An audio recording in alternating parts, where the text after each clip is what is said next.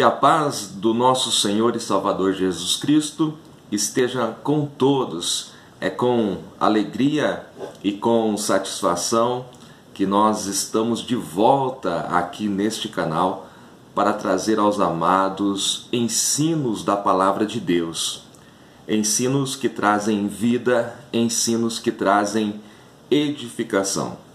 E como eu já havia mencionado aí em algumas redes sociais, nós estamos trazendo agora, neste trimestre, conceitos das lições bíblicas da editora Central Gospel. E eu quero apresentar para vocês aí a revista que nós estaremos estudando, que é a respeito da Reforma Protestante. Então, revista da editora Central Gospel é uma edição comemorativa, né? Lembrando que agora no mês de outubro estaremos comemorando os 500 anos da Reforma Protestante. Então a gente fez questão de trazer aí para os irmãos algumas pré-aulas da revista da Central Gospel. Continuaremos também com as pré-aulas das revistas da CPAD e também aí como um bônus, como algo a mais aqui no canal, neste trimestre aí, essa edição comemorativa 500 anos da Reforma Protestante.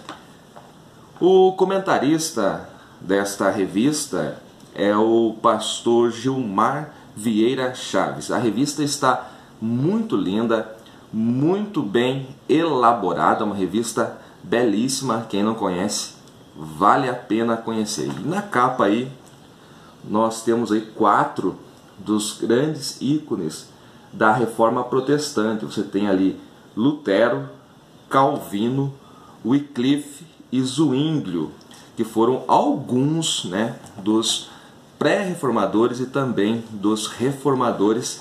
Então eu queria que vocês nos acompanhassem, ajudasse a divulgar aí nas suas redes sociais a respeito de mais este ensino que nós estamos trazendo neste canal. Algo muito importante que eu trago aqui já no início e está na nossa revista, ainda na parte de apresentação dela, é uma frase do historiador Mark Bloch: a incompreensão do presente nasce fatalmente da ignorância do passado. A incompreensão do presente nasce fatalmente da ignorância do passado. Quando nós não conhecemos o passado, a história de onde viemos, nós não sabemos o que estamos fazendo, nem para onde vamos, qual é o nosso ensino, qual é o nosso legado. E quando eu olho para os evangélicos atuais aqui no Brasil, nós notamos que muitos falam da Reforma Protestante, mas até se dizem protestantes, mas não demonstram isso. Praticamente não estão protestando contra nada. E não sabe como que surgiu este movimento do qual fazem parte. Então todos os evangélicos, nós viemos, né, deste movimento. Então nós precisamos conhecer a nossa história para que nós possamos cumprir fielmente o nosso chamado. Então eu convido você a compartilhar conosco, né, a assistir às nossas pré-aulas aí, e para aprender um pouco mais da história da Reforma Protestante. 31 de outubro de 2017 fazem 500 anos da Reforma Protestante e nós queremos trazer aí alguns conceitos importantíssimos. Feita esta introdução, eu trago aí a primeira pré-aula, que é o cenário histórico da Reforma Protestante. O cenário histórico da Reforma Protestante. Então eu já apresentei aí a capa, o comentarista, pastor Gilmar Chaves, né, apresentando a revista. Eu quero, antes de iniciar aqui nos conceitos que estão na revista, salientar para vocês que Deus prepara ambientes e situações propícios ao seu agir. Quando Deus vai fazer algo primeiro ele prepara um ambiente, ele prepara situações. Deus não faz nada sem preparar este ambiente, sem preparar estas situações, sem preparar algo propício para que aquilo que ele deseja que aconteça realmente possa acontecer de forma natural. Veja um exemplo, quando Deus vai chamar Abrão, ainda em Ur dos Caldeus, Deus diz a ele: sai da tua terra, sai do meio da tua parentela. Ou seja, Deus precisa preparar um ambiente para Abrão. Deus precisa que Abraão saia daquele ambiente de incredulidade, daquele ambiente de idolatria que ele vive, para que Abraão vá, somente ele com a sua família, para um lugar que seja propício para que a promessa de Deus se cumpra na vida dele. Qual era a promessa? Que dele, sairia uma grande nação e que desta nação viria o Messias. Então Deus escolhe Abraão, depois Deus prepara um ambiente, Deus prepara um lugar para Abraão, para que a promessa se cumpra, para que venha a nação de Israel. Em Israel, já na nação, Deus vai preparar um ambiente, um momento específico para que a promessa se cumpra, para que o Messias venha e todas as profecias se cumpram, porque o Messias ele é o centro das Escrituras. Nada acontece sem estar preparado um ambiente, um momento específico, uma situação específica. Quando o Messias vem, Roma era o império que dominava o mundo de então. Então havia um só domínio político. O mundo de então era governado pelo Império Romano. Mas na cultura os gregos dominavam. Então havia uma só língua. Apesar do Império Romano dominar a política, havia uma só língua, que era o grego, que era falado em todo o mundo de então. Era como se fosse o inglês de hoje. Ou seja, o mundo estava helenizado. Foi nesse período helênico que o Messias vem. Então, quando o Messias vem, a política, a cultura e o idioma estão preparados para receber este momento, este evento glorioso. Por que estou dizendo isso? Porque quando vai acontecer a Reforma Protestante, que é o objeto do nosso estudo neste trimestre, também o mundo vai estar preparado, o mundo vai estar no momento de transição. E é exatamente nessas circunstâncias propícias, nesses ambientes propícios, nessas situações específicas que vai acontecer a Reforma Protestante. A Reforma Protestante ela não vai acontecer por acaso, não, ela vai acontecer no momento certo, no ambiente específico conforme o Senhor prepara, porque nada acontece sem que o Senhor esteja permitindo e dirigindo. Muito bem, a partir da vinda do Messias, a sua morte, ressurreição, a sua ida aos céus, a igreja primitiva passa a pregar o puro evangelho, E esta igreja primitiva que prega o puro evangelho, ela vai até o Edito de Milão, quando até então ela era perseguida pelos imperadores romanos, até que chega um homem que vai mudar a história. Este homem é Constantino. Constantino, ele declara o fim da perseguição em 313. Ele declara em 313 da era atual que a igreja ela não será mais perseguida, que agora os cristãos tinham permissão para cultuar. Ele até prepara os templos, ele até declara um apoio total à igreja. E a igreja primitiva, que até então era perseguida pelo Império Romano, agora passa a ser apoiada pelo imperador de então, pelo imperador Constantino. Este é um marco na história da igreja. Mais à frente, em 380 da presente era, a igreja vai passar a ser estatal. No Edito de Tessalônica, com o imperador Teodósio, né? Ali a igreja é declarada como uma religião única. Então a igreja é unida à política, ao Estado. Então a religião oficial do Império Romano é o cristianismo, e a partir desse momento a igreja deixa de pregar o genuíno evangelho e passa a ser dirigida pelos imperadores romanos. Por exemplo, o imperador começa a trazer conceitos que ele acha certo, conceitos humanos, e introduzir na igreja. Visto que ele é um imperador, ele tem este poder, visto que a igreja está unida ao Estado. Então isto começa a acontecer, e aí começa o naufrágio da igreja. A partir deste momento do Edito de Tessalônica, que a igreja é unida ao Estado, passa a igreja a naufragar, a caminhar no sentido contrário à Bíblia Sagrada, àquilo que Jesus e os apóstolos pregaram. Quando nós chegamos aí nesses idos de 1400, 1300 da presente era, a igreja já está caminhando no sentido totalmente contrário, e está havendo alguns abusos morais, doutrinários do clero da igreja.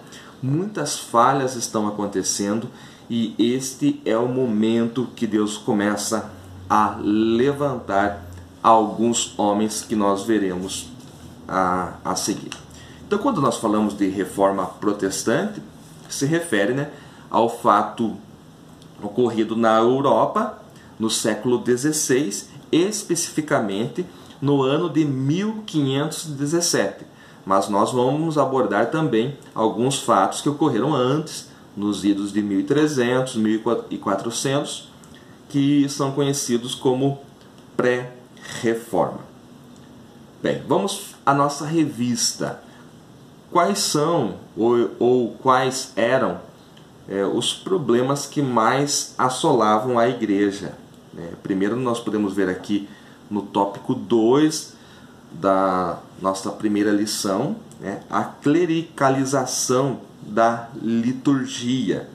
Então, somente o clero tinha direito à liturgia, e o clero era formado de todos os sacerdotes, bispos, padres, cardeais e papas.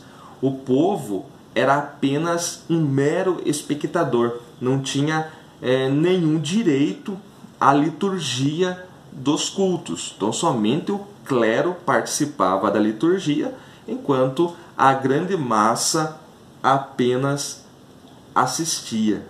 Então a igreja da época, ela negava o sacerdócio universal de Cristo. Então a igreja pregava que os sacerdotes eram os padres, e o sumo sacerdote maior seria o Papa, e por aí vai, e somente esses tinham direito ao culto, como se estivessem vivendo na lei mosaica, no sacerdócio de Arão. É muito importante abrir este parêntese aqui para nós lembrarmos que o autor aos Hebreus escreve, afirma categoricamente por várias vezes que nós estamos vivendo o sacerdócio de Melquisedeque, que é um sacerdócio universal, onde todos aqueles que nasceram de novo, que estão em Cristo, têm o direito de serem chamados sacerdotes. Todos são sacerdotes, todos os que nasceram de novo. Mas a igreja da época, ela negava isso. Alguns desvios doutrinários. A igreja começa a caminhar num declínio doutrinário. Então, o que começa a acontecer aqui? Começa a acontecer o culto aos anjos. Anjos começam a ser adorados como se fosse Deus, lembrando que anjos são criaturas e nenhuma criatura deve ser venerada, deve ser adorada. Começa também o culto aos santos. Também as imagens de esculturas já estão introduzidas há muito tempo dentro da da Igreja Católica Romana e começam também a ser veneradas e adoradas, apesar, né, dos católicos romanos negarem, né, eles realmente se prostravam, se prostram ainda diante dessas imagens de escultura, algo que é condenado veementemente na Bíblia Sagrada. Então, declínio doutrinário. Então, Deus vai levantar alguns homens que vão se levantar com voz profética contra este culto aos anjos, aos santos e também as imagens de escultura. Lembrando que essa aqui é apenas a parte doutrinária, né? Porque havia também, a nossa revista aqui aborda, um declínio moral do clero. Algo que acontecia aqui que o nosso comentarista, pastor Gilmar Chaves, ele destaca a simonia, o nepotismo e o absentismo. O que é isto? Então eu vou trazer para vocês aqui o conceito conforme está na nossa revista. A simonia era a compra e venda de cargos eclesiásticos e benefícios espirituais como indulgências e sacramentos. Já o nepotismo é algo mais conhecido, que é a nomeação de pessoas a cargos eclesiásticos pelo grau de parentesco, desconsiderando-se, melhor dizendo, né, a vocação ou a competência. E também o absentismo, que é isso? Ocupação de um cargo eclesiástico em que as atividades são exercidas por intermediários, não pelo nomeado, como se fossem fantasmas. Então havia o declínio doutrinário, mas havia também o declínio moral na igreja de então. Antes da reforma, com Martinho Lutero, em 1517, houve alguns movimentos pré-reforma. Aqui são destacados apenas dois. Primeiro, os valdenses, que eram um movimento iniciado por Pedro Valdo, que foi um comerciante rico que ouviu a palavra de Deus na cidade de Lyon, na França. Ele ensinava que todos deviam ler a Bíblia Sagrada. Olha só o ensinamento deste Pedro Valdo. Todos deviam ler a Bíblia, por ser ela a autoridade final sobre fé e vida, algo que a igreja condenava. A igreja dizia que somente os sacerdotes deveriam ler a Bíblia e somente eles, os sacerdotes, que a igreja diz, são os padres, os bispos, os cardeais, somente eles tinham autoridade para ler e para ensinar a Bíblia Sagrada. Então os valdenses, o movimento iniciado aí por Pedro Valdo, foi duramente perseguido e em 1184 Pedro Valdo foi excomungado, fundaram o próprio clero e mais tarde, no século XVI, juntaram-se aos protestantes reformados. Então, os valdenses, você pode pesquisar mais sobre isso nas enciclopédias, aí na internet também, para você conhecer mais sobre os valdenses. Outro movimento eram os cátaros, combatiam o enriquecimento e a corrupção do clero. Cultivavam um estilo de vida baseado na simplicidade e viviam em jejuns e orações. Também foram duramente perseguidos na igreja medieval. Então nós vemos aqui que antes mesmo da reforma houve aí os movimentos pré-reforma que contribuíram para que esta acontecesse mais à frente. Na lição de número 2, nós veremos aí alguns ícones da reforma e nós falaremos também dos pré-reformadores, alguns nomes que nós não citaremos hoje nesta pré-aula, na próxima nós estaremos comentando. Fatores causais da reforma é o nosso tópico 4. Então algumas coisas, como eu falei no início, elas aconteceram para que preparasse este ambiente para a reforma protestante. Quais foram, esses movimentos que aconteceram? Por exemplo, mudanças políticas. Então era o momento em que a Idade Média estava se findando né, e começando aquilo que hoje nós chamamos na história de Idade Moderna. E qual era o problema? Então, haviam os novos governantes que estavam iniciando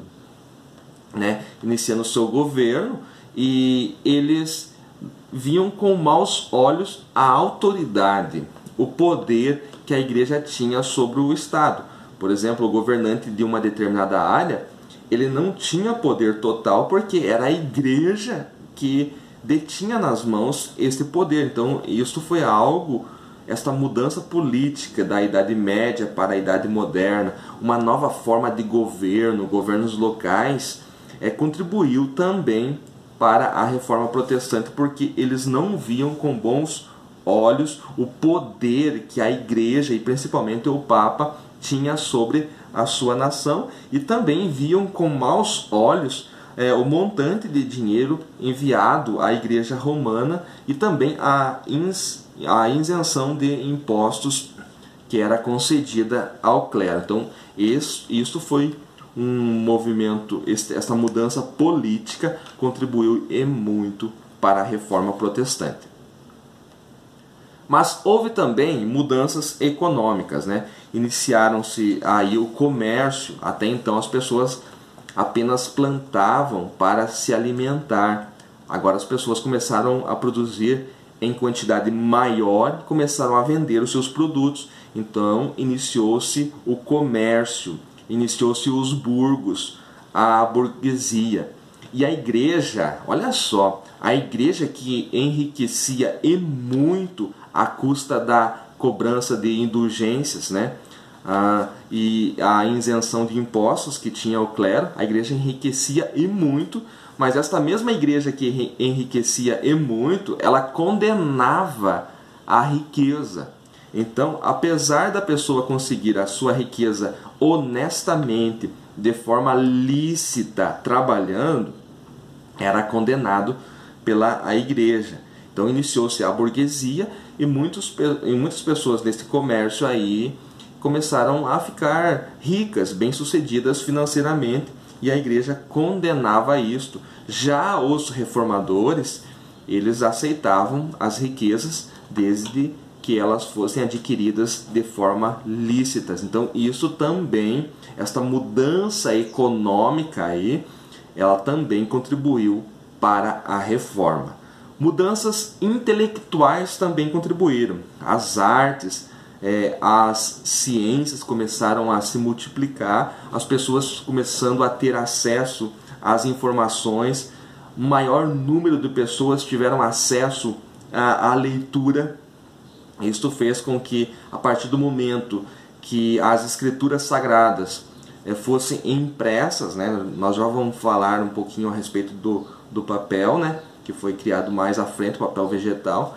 Então as pessoas tinham acesso à leitura, com isto elas poderiam ler as escrituras e entendê-las. Então veja bem que, conforme eu falei no início, Deus preparou ambiente, Deus preparou um tempo certo, Deus preparou situações específicas para que a reforma acontecesse. Mudanças políticas, mudanças econômicas, mudanças intelectuais e principalmente, o que a gente vai falar agora, o desenvolvimento tecnológico.